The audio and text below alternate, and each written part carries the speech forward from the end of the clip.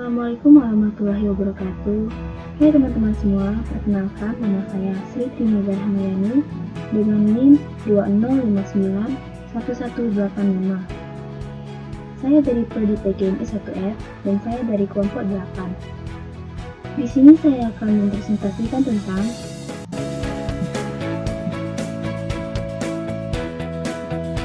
wawasan Nusantara. Yang pertama yaitu ada menggali sumber historis, sosiologis, dan politik tentang wawasan Nusantara. Lalu yang kedua membangun argumen tentang dinamika dan tantangan wawasan Nusantara.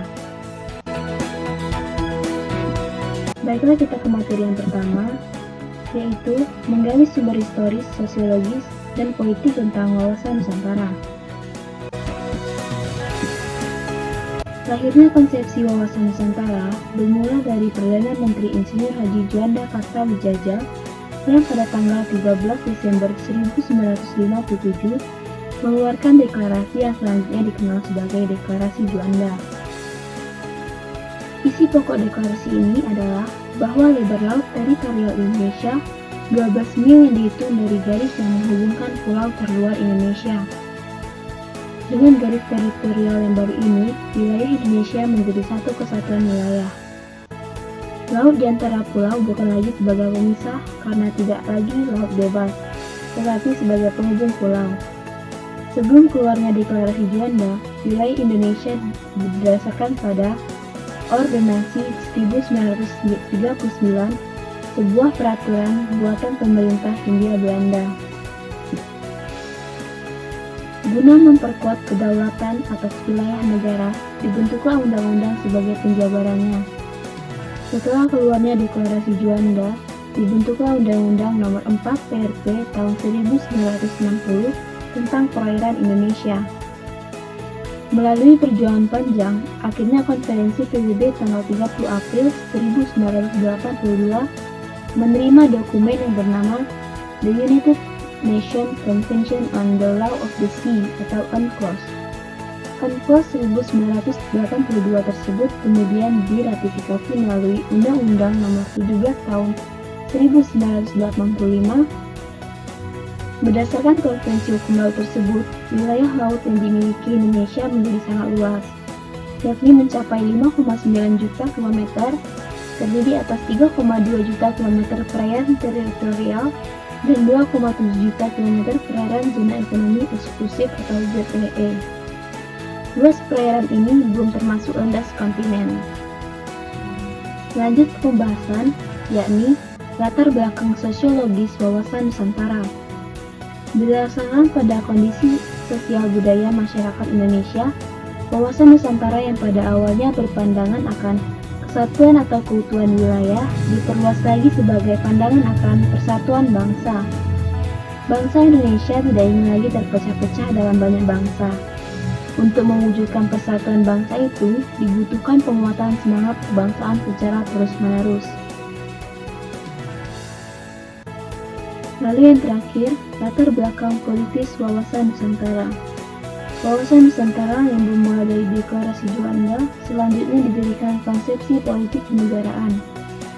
Rumusan wawasan Nusantara dimasukkan dalam Naskah Garis Besar Haluan Negara atau GBHN sebagai hasil ketetapan MPR.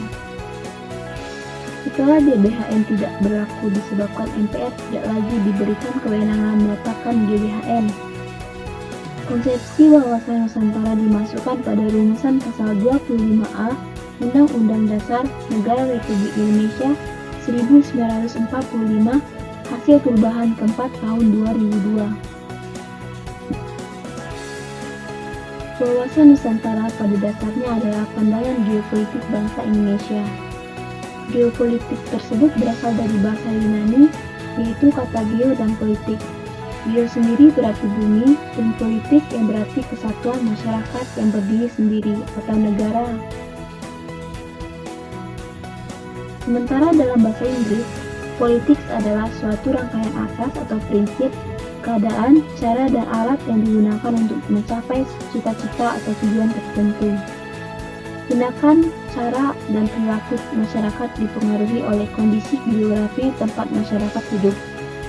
Selanjutnya, geopolitik dipandang sebagai studi atau ilmu.